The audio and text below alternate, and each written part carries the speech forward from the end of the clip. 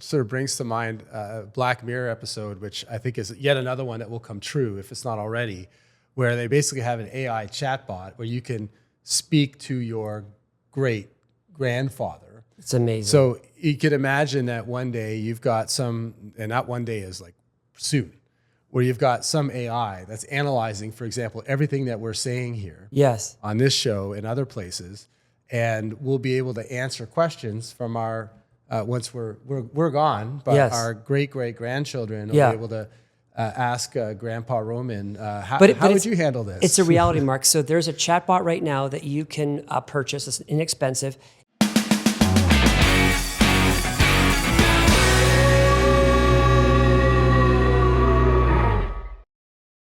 Welcome to the Best Half Show. This is a show all about how to 10x the second half of your life, your wealth, your health, your relationships. We use first principles thinking. We talk about things that you don't often find out there in the mainstream media. And that will include some of the things that we're talking about today. It's been a great summer, Roman.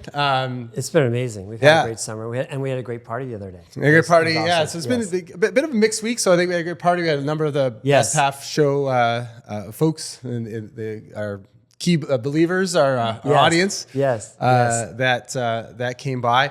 It's also, though, a week where we were booted off of Instagram twice without really any warning. And man, this has been really chilling for me. And I guess the backdrop of this has been all kinds of stuff that's come out in the last 2 weeks about major league censorship that's been going on. Yeah, I mean, for those that have been watching this, so Mark Zuckerberg wrote a letter to a senator, and he made it public. And he said, since Biden took office, he has been working under pressure for the U.S. government to basically censor things that they wanted censored. And it was from COVID to all kinds of things. And we found out, RFK spoke about this, RFK Jr. said within 36 hours of Biden taking office, 36 hours, he authorized the FBI to have access to all of our social media accounts. And within hours of that, the FBI brought in the CIA, IRS, and all these other government agencies. And that's when they started censoring us. Yeah, this is like CCP level censorship. And I hope that our topic today is not going to get us censored again. Well, I mean, it probably will, Mark, because will. our very first episode on YouTube was taken down because we spoke about COVID vaccines and YouTube took us down. Yeah. And then this week, we've now, for the second time, we've been taken down on Instagram. So yeah, most likely this will be taken down. Yeah, well, hope not. The big news that I'm following is Elon's war against the entire Brazilian government, which he is winning right now. So there is an unelected dictator in Brazil. His name is Alexandre de Moraes, and he's actually a judge. He's a Supreme Court justice. But somehow he's got all of these executive powers and like legislative powers. So he was issuing all these secret missives to Twitter and others to shut down senators and Congress people and other important people in Brazil. And these were secret. And now he's trying to shut down X, trying to shut down even Starlink, which is pretty amazing. So I think Elon Musk is the wrong guy to take on. He's the wrong guy. In this case. Well, it's amazing the power of having both X and having Starlink. Right. So so he said to Elon, you got to shut down X. He's like, no way. Yeah. And so now Jim Marias has gone and said, okay, anybody who uses X via VPN is going to be charged about $9,000 a day to access it. Wow. But the great thing is a lot of Brazilians are saying, fuck it. We're going to use it anyway. Right. People are pointing their VPNs all over the world to Brazil to obfuscate things.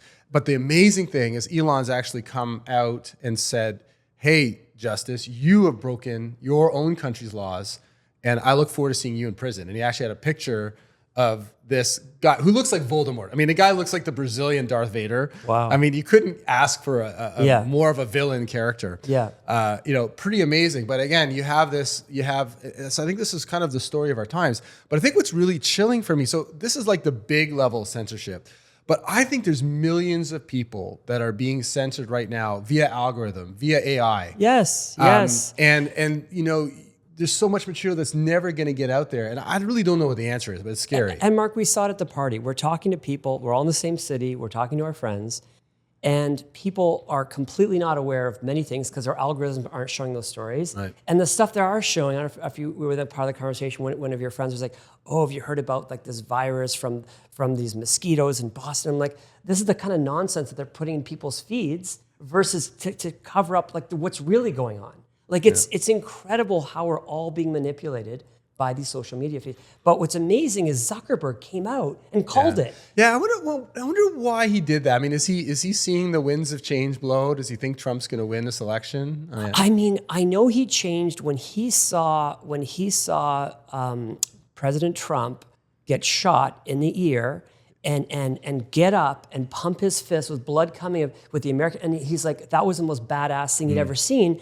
And I think Mark Zuckerberg goes, holy shit. Yeah. Like, I think that was a pivotal moment for a lot of people. And I'm hoping that was a moment for Mark Zuckerberg. Because, look, enough of this. Maybe his testosterone levels are higher now that he's doing jiu-jitsu and eating meat. I think so. But he's really become a man. He's become a man. He's really become a man. I think he's basically hedging his bets. That now he sees that there is a chance. Because I think the plan was for Trump to no longer be with us. Right. And that didn't work. Yeah. And so I think you're right. I think Zuckerberg's like, well, I don't know who's going to win. And so I'm going to make sure that no matter who wins, that I've got, a horse in that race, and to make sure, because Trump came out and said, Zuck, if you interfere in this election this time, you're going to jail.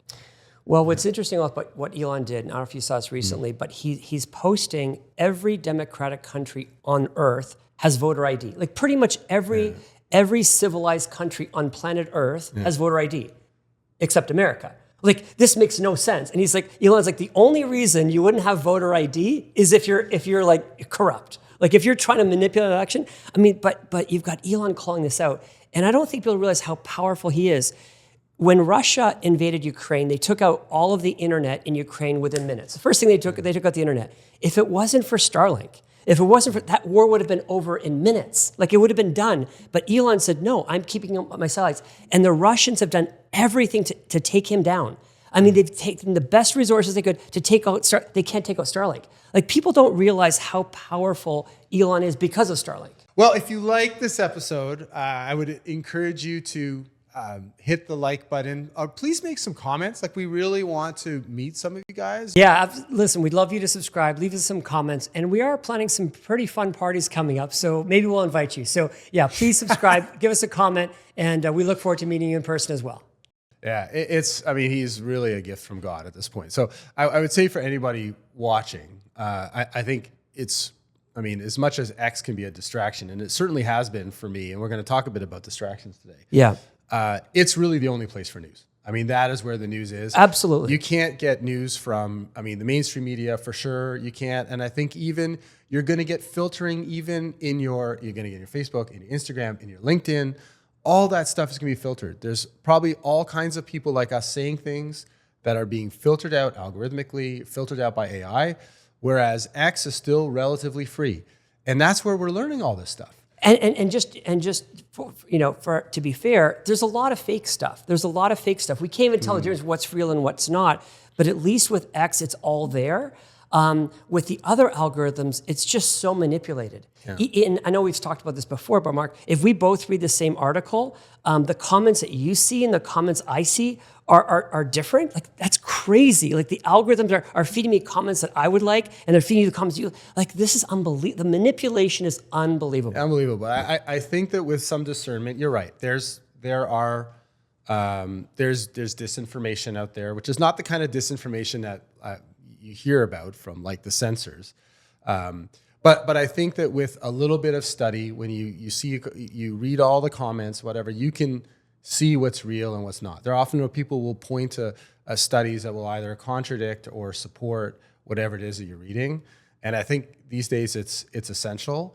And the other place I'm going to more is now Rumble, because YouTube is also heavily censored as well. I mean, we're here on YouTube. I think we need to get up on Rumble. I understand from Graham that this will be a premiere issue on Rumble. This will be our first episode on Rumble, so we're excited about that. That's awesome. Yes, okay, yeah. Well, this episode's not talking about censorship. This is just something that's very topical. Obviously, as we were booted off of Instagram. Yeah. We're gonna talk about a little bit today is how to keep your motivation strong as you get older. And this is prompted by a discussion that we had at the party. Yeah. So maybe tell a little bit about, why we're talking about this thing, your greatest Sure. fear.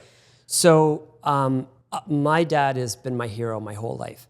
And he's an extraordinary man. And I grew up in an entrepreneurial family. And this is something that I've learned, that usually if you have a mother or father's entrepreneurial, most likely you could become entrepreneurial too. It's rare if your parents were not entrepreneurial that you become entrepreneur. So I attribute my entrepreneurial success to my father.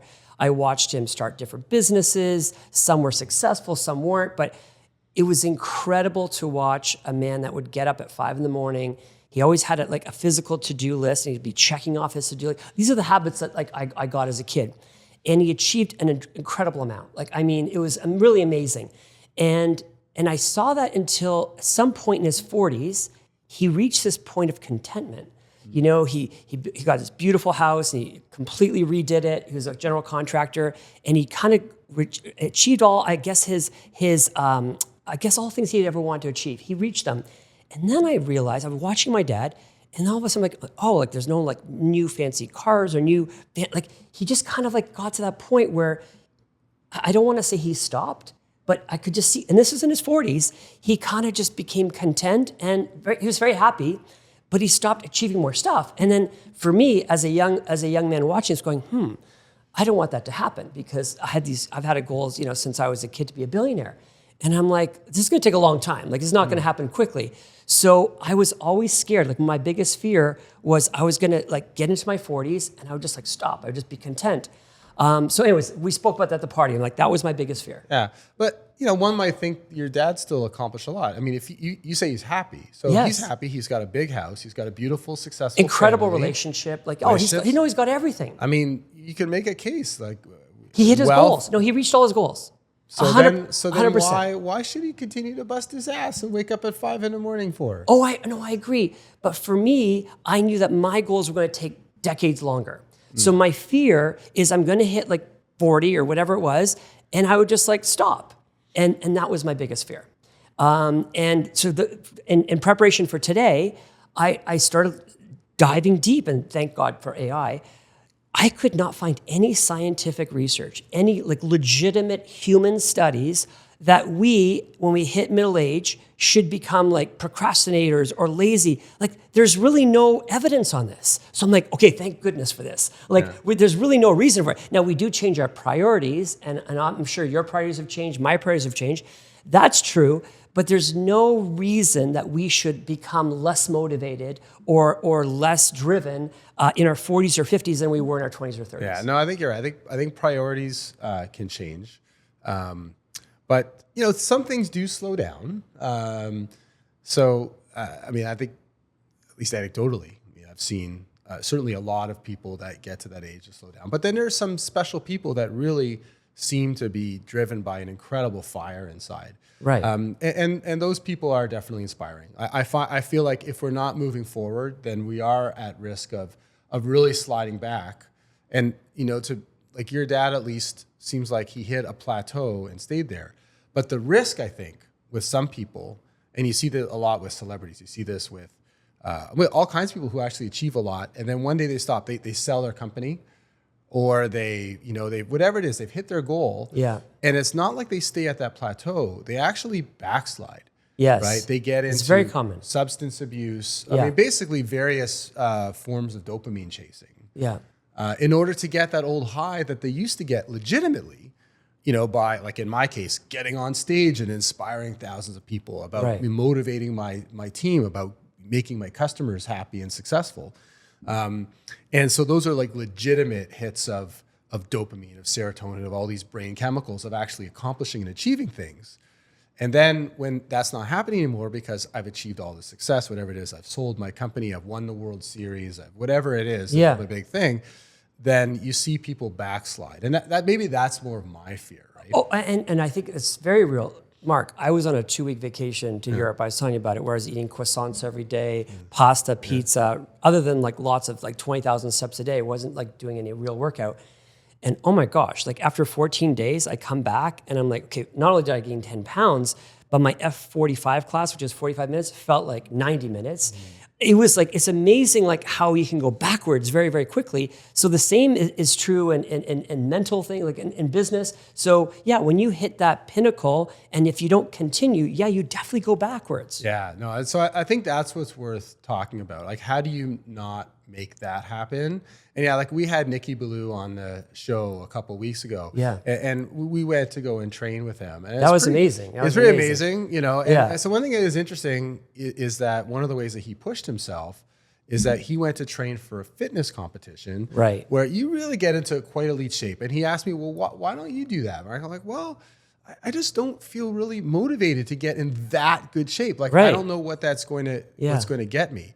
But I think one of his points is, well, if you're moving forward, at least you're not sliding back. And one of the things with me is that I've got into great shape 3 times in my life. Right. And every time I've come back down. Right. Just as you started to do. Just normal. Yeah. Just as you started to do. Oh, I hit the goal and I'm going to keep going back. Now I'm going to, now I've earned the right. I can drink alcohol again. You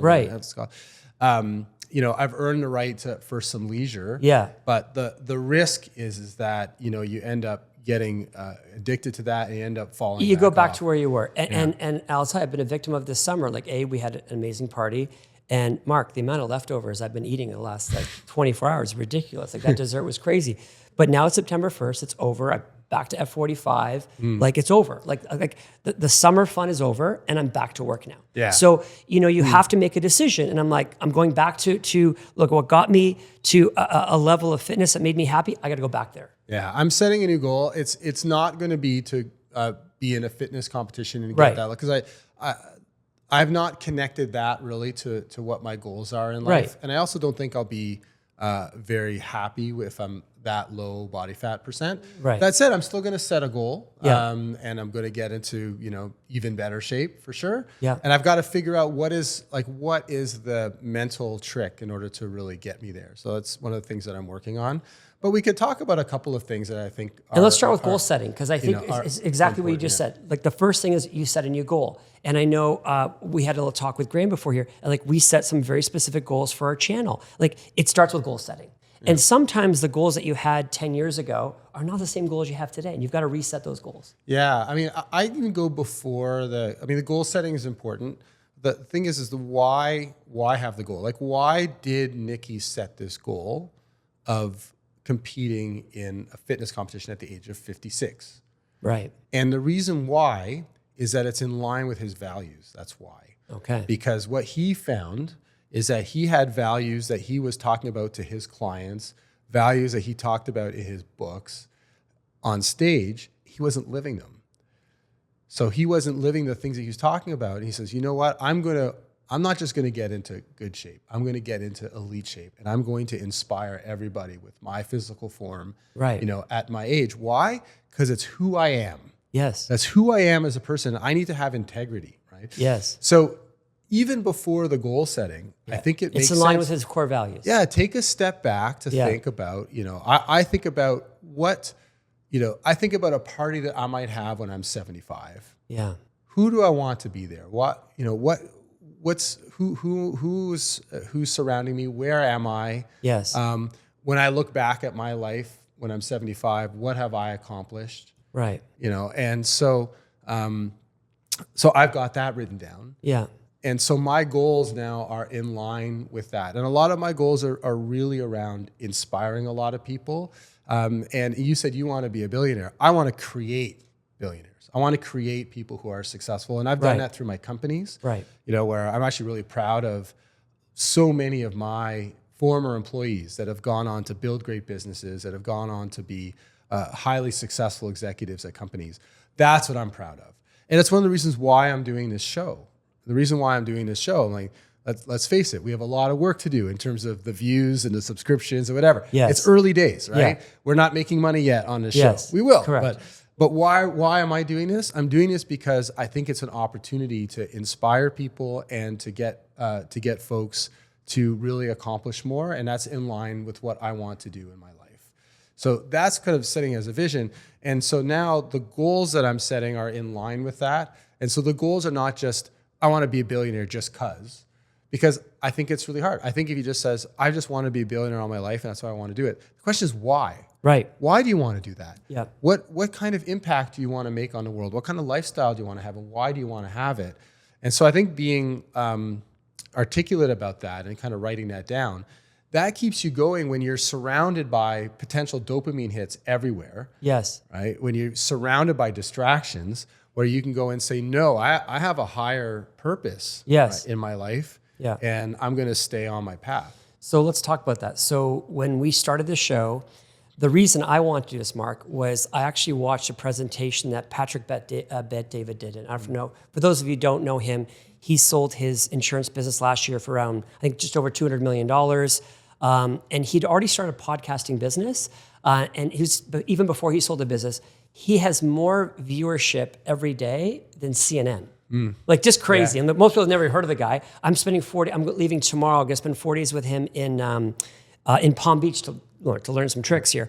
But when I saw his presentation, what he did, Mark, was he had, it was in front of a big group, and he showed pictures of his great-grandfather. He had like black and white photos of his grandfather, and he showed his relatives, and he said, do you know what I would give to have a conversation with my grandfather, my great-grandfather, and to get advice from them? Because I would give anything for that, but I didn't have the opportunity. He says, I'm doing my podcast because I'm speaking directly to my children, my grandchildren, my great-grandchildren. And here's the funny part of this, Mark. When we started our show, I didn't know if my kids were going to watch. It's very hard for me to get my kids' attention. But my son Carter has been watching. And I know because he'll critique me. He's like, Dad, at 30 minutes you said that. I don't think that's true, Dad. I'm like, okay, thanks, Carter. Thank you for fact-checking that one. But something's happened with him, and he's become very interested in my co-living business. Like, just before we got on today, he's like, Dad, can we meet tonight? He keeps asking me financial, how does it work? What's interesting, Mark, is I would love to get rid of the property management part of my co-living business because it's a part I hate, but he's fascinated by it.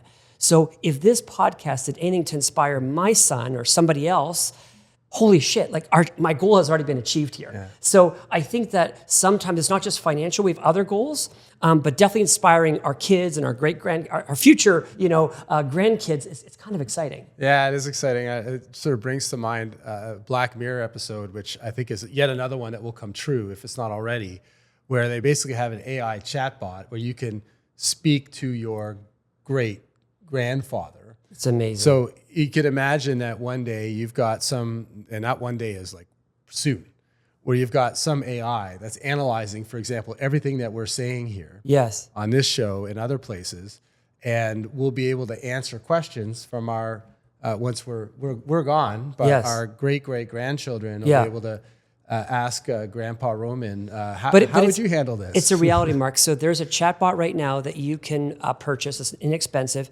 And let's say you broke up with a former lover, wife, boyfriend, whatever. You can upload every message you've ever had, like WhatsApp messages or whatever messages. And even though they've broken up with you, you can have a relationship, like texting back and forth, and it's as if it's them responding. Like it's crazy, but people are doing this. Yeah. And obviously, for a deceased person, that's amazing. So anyways, it's happening now, but if you don't put out the content, our kids or grandkids are never going to hear that. They're never going to see it. Yeah, no, that's one of my insights and why, first was you approached me with the idea for the show. Right. And that's a big reason why, is that I think you really have to be a content generator today. Yes. That's one of the things I would like to have something that outlives me when I'm gone, other than a couple of portraits that are on the wall, and hopefully some grandkids and great-grandkids. I want to have some material out there. And so that's one of the reasons for doing it, hopefully. And I got a great compliment this week from my friend Andrew Lawson. So Andrew's one of my smartest friends, really, really, he's been very successful, and I love him. And he was trying to find the best half show. One of the challenges with our YouTube channel, it's hard to find because we're competing with the half shows from the Super Bowl. So if you try to type in the best half show, it's hard to find us. So he's like, Roman, I was trying to find the best half show. He goes, but I did stumble across all these videos you did 14 years ago, and I watched them.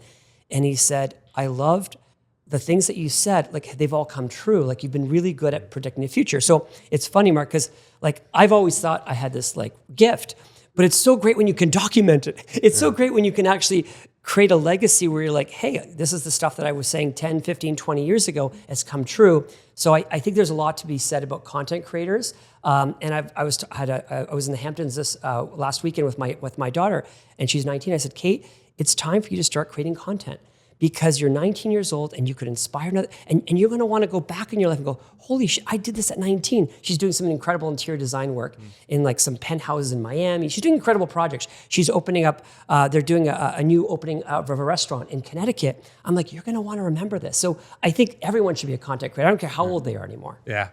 I think there's a case made for that. So let's keep going in the past. So yes. Powerful vision. So you got powerful vision for the future. You've got goals that are specific and exciting and galvanizing. You know, many times you can have a goal that you can shoot for 10 times more, and it's actually not necessarily any harder. You just have to be creative about it. Yeah. So I think having big goals in line with a vision is important. But then, so, you know, I built a company, last company, Influitive, that was, a lot of it was really about motivating people. It was about motivating customers to advocate more for companies they like. So I got pretty deep into motivational psychology, and you need more than just, so you want this intrinsic motivation for sure. That's really important, where people are motivated by what's inside. That said, you know, it's not hard to get distracted. So I think it is important to break those up into pieces and almost make it kind of a little bit like a video game. You know, like one of the things that I've done, for example, is I have to do at least 3 Pomodoros a day. That's like 3 25-minute blocks of like absolute focused work. And after that 25 minutes, I get 5 minutes of break, right? And then I give myself a reward. Okay, I give myself some dried fruit or something like that, which for me is a reward. It's a little thing, but it counts. You know, even if I've got people that I want to talk to in a personal life, I'm like, I'm going to push that off because I want to get this done first. So I think a little bit of the sort of gamification of things in order to keep yourself on the path is useful. I think it's amazing. I've been studying time blocking. I've been using time blocking. I think it's another technique. But I think what I'm learning about procrastination and beating it, the most important thing is eliminating distractions. And the greatest distraction that mankind has ever come up with is this phone. And in my office, I can't have the phone anywhere near me. And I find it's just even when I sleep, that the phone cannot be in my bedroom, right? So I think the greatest distraction of all time is the phone. And if you want to work, it can't be in your office. It can't be in your bedroom. Like, I think if we could just eliminate that one thing, it makes a huge difference. Yeah, it does. I've got all these analog things now because so many things are on the phone, right? So flashlight, you need a real flashlight. You need a real timer. You know, like everything, you know, my meditation app, for example, is on my phone. The problem is it's on the phone. Yes. Which means that you might get distracted. You're going to get distracted. Going to X and, you know, and other things. Yes. So it's almost like you need, you know, analog things for a lot of this stuff. But yeah, no, I agree on the distractions. I mean, a lot of it, I think, is around health. So, you know, I'm in pretty good shape now, but for about 3 weeks, I had some pretty significant back pain. And you know what? For a while, that's what I was thinking about. You know, so I think that all the things that we often talk about in terms of being in great physical shape, good mental and emotional health, you know, so I personally, I try to meditate every day. When I meditate, when I stretch, when I do my exercise every day, you know, that's a much better day, and that's a day where I'm much more likely to achieve my goals and do more. Hi, it's Roman Bodnarchuk from The Best Half Show. Today is all about 10xing your life, 10xing your health, 10xing your business, 10xing your income. Our entire show is about making the second half of your life 10 times better than your first. But today we want you to 10x your algorithms. By you pressing subscribe right now on The Best Half Show, all of a sudden, the feed that you get from Apple, from YouTube, from Spotify will change. You're going to get content like ours, content that will help you 10x your life. So press subscribe now and 10x your life.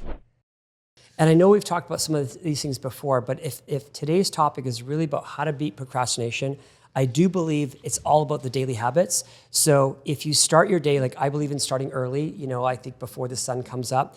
So again, the earlier you can get up, the better. Do the hardest thing first, and for me, it's the workout. So again, I force myself to do that. And then immediately after that, after I have to drop the kids off to school, what's my most difficult task? Like, what's the one thing I really don't want to do?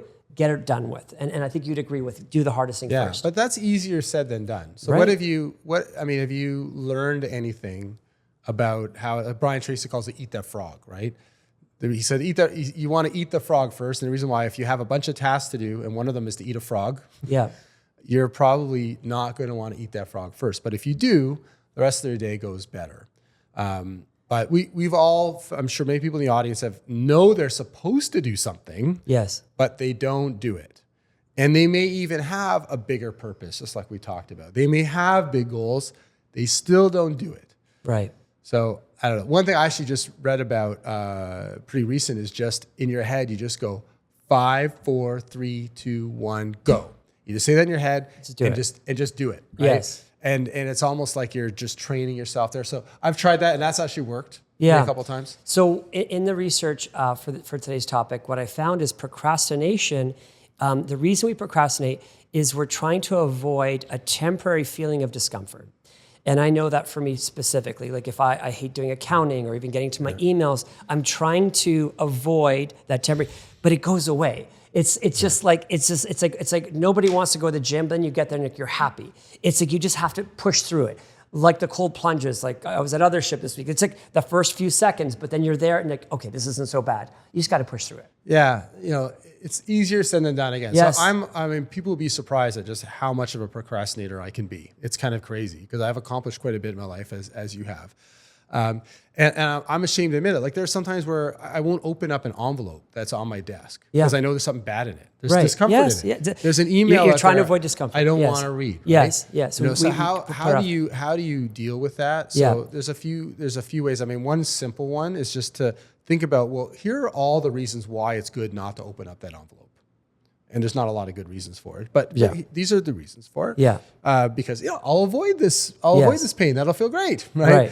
And a bunch of other things. Here's all the things that why I would want to do it, and what's going to happen to me if I don't open up an envelope, right? Because I've also experienced times where, wow, I would have got some money if I would have opened up that envelope, and things like that. So I think that's a simple, especially if you find yourself doing this over and over again. Like then it might make sense to literally write this down. But then there's other things where you just go in your head. You're like, why would I want to do this? Why would I not want to do this? How am I going to feel when, how am I going to feel when this actually gets done? Or even just making progress towards it. Never mind getting it done. How good is it going to feel where I've really got the ball rolling on it and I've got it 10% done? And like imagining in your mind, painting a vivid picture in your mind of how good you're going to feel. Things like that. At least for me, it works because I'm an industrial grade procrastinator. Like I need major cognitive hacks and tools to keep me focused. Yeah. And so those are some things that I do. So things that I've learned and I'm implementing are just one thing that I've been procrastinating to do every day, because they're all like usually little things. But if you can just take one off, just check it off once a day, that's amazing. Because think about the cumulative effect of that. Like, can you imagine 365 days of things you're procrastinating? That's amazing. So I think that the mistake we make sometimes, we'll create our to-do list, and there's like 10 items. And then and most of them are really not that important. Like a lot of these things we could probably outsource. And then we get distracted. We think we had a busy day. But really, we should just focus on the one. What's the most important thing I've got to do and get it done? That's the key. Instead of being busy all day with all these 8 things that really aren't that important. Yeah, there's actually an amazing story on this. So there was at the time the richest man in the world. It was John D. Rockefeller. He knew a management consultant. So basically the forebear of like a John McKinsey. Okay, but it wasn't McKinsey. It was another guy, and he charged a lot for his time. Right. And so Rockefeller went and asked him, "So what can you do for me?" And he's like, "Well, I can do something for you that will absolutely change your life and will make you more money than anything else that you could imagine." And he's like, "Okay, sounds great. So I guess you want to come in and check out my factories and check out my banks." And, he's probably going to take a few weeks to analyze everything. It's like, no. He's like, "I'm going to give you one simple thing here, and you pay me what you think it's worth." And he's like, "All right, you're on." It's like, "Okay, so here's what I want you to do, Rockefeller. The night before you go to bed, I want you to write down the most important thing you need to get done the next day. Yeah. And the next morning, you put it in your pocket, and you just keep looking at it all day long until you get it done." Yes. And that's it. So even though this is a famous management consultant, again, McKinsey-style guy, he actually had more of a productivity hack. And the story is that Rockefeller ended up sending him an amount that today would be worth like in the millions of dollars.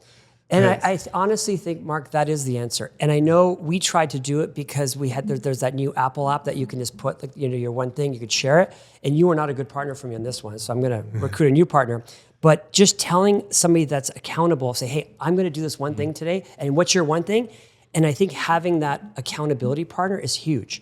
But I do think if we just all agree to do the one important thing every day, our lives change. Like it's literally one thing a day, the most important thing every day, and just get it done. So I think having an accountability partner, I think is pretty important as well. Yeah. So on that one, what I would do is the goal really is about getting that done, right? So for me, it's the 3 Pomodoros a day.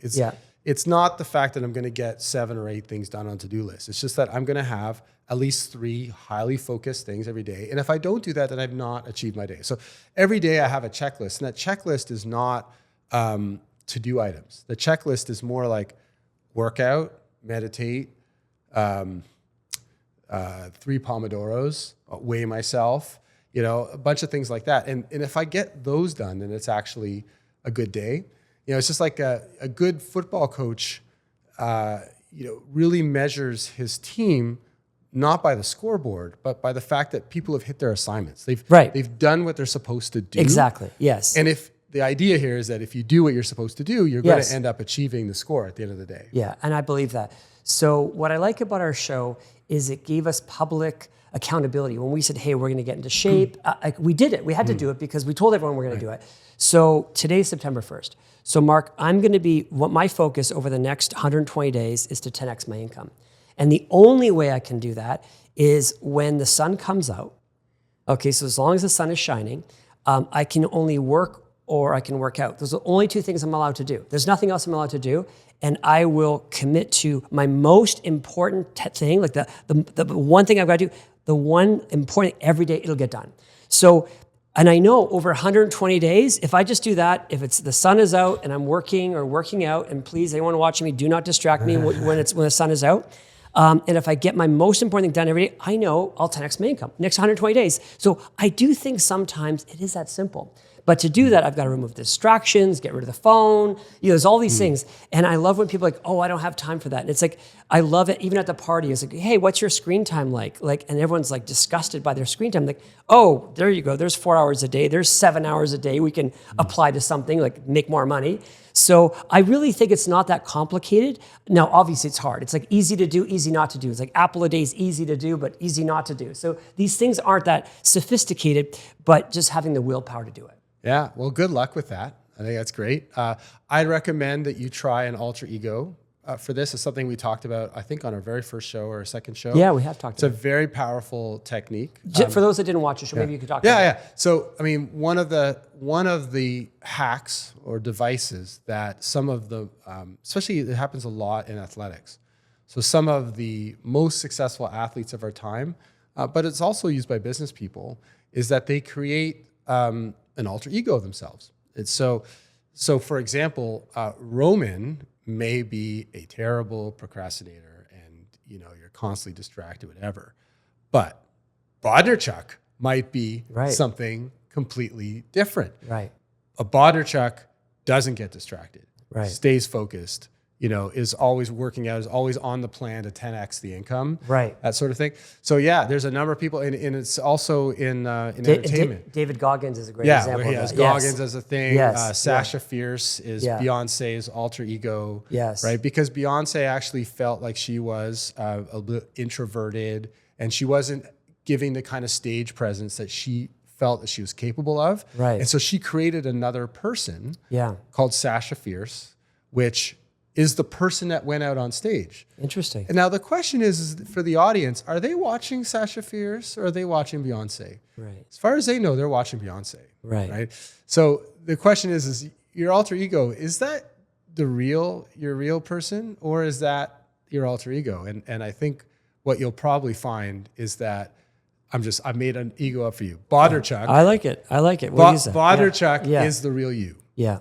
And the person who's not the real you is the distracted person. Right. So give that a try. Because I do like it, that a lot. It's incredibly powerful. Because, I like that. the this other person doesn't get mired down in that kind of stuff. Excellent. Again, I need all these hacks in order to get stuff done. So in conclusion, it's September, it's 2024. Kids are going back to school. We all need to go back to work. I think we've all had a great summer. We've had a lot of fun, but now it's time to get serious about our wealth, our income, our goals, our dreams, and it's time for action. Yeah, and I think this is the time. There'll never be a better time than now, and I think we all need to commit to absolutely 10xing our lives. Yeah, let's make it happen. Doesn't matter how old you are. Doesn't matter. Thank you for joining us today. Please find us on YouTube, The Best Half Show. And if you subscribe, maybe get invited to our next party because it was an incredible party. Please like, subscribe, make some comments, and we'll answer you. Thank you so much. Let's go. Fired up. Okay, last thing, like while you guys are still staying there, let's make just a quick note that we're on Rumble now. We'll just say, hey guys, in light of So on Rumble, how do they find us? You just go to The Best Half Show? Rumble is exactly like YouTube. So you search The Best Half Show? Exactly. It's exactly like YouTube, it's just not censored. So we'll just and let's, you do that one, Mark. Let's maybe not use the word censored. Let's say like, in light of recent events, things are going off the algorithm. Now we're on Rumble. So if you can't find us here, wherever you're watching, you can find us on Rumble now. Mark, you do that. We're rolling, so go ahead. Okay. We are so happy to announce that we are now on Rumble. Rumble is one of my favorite places to find some of the best content out there because it's... Let's do it again. I'll do it again. This always takes me a few takes. Yeah. All right. We're so excited to announce that we at the Best Half Show are now on Rumble. Rumble's one of my favorite places to find original content. It's a place where it's not, shall we say, filtered. Lots of challenges with filtering these days on the different social media and mainstream media. So please go look for us on Rumble, and we're going to have some pretty hard-hitting content there that we might not get away with on YouTube. Yeah, very good. So at Rumble, just type in The Best Half Show, and we look forward to seeing you on Rumble.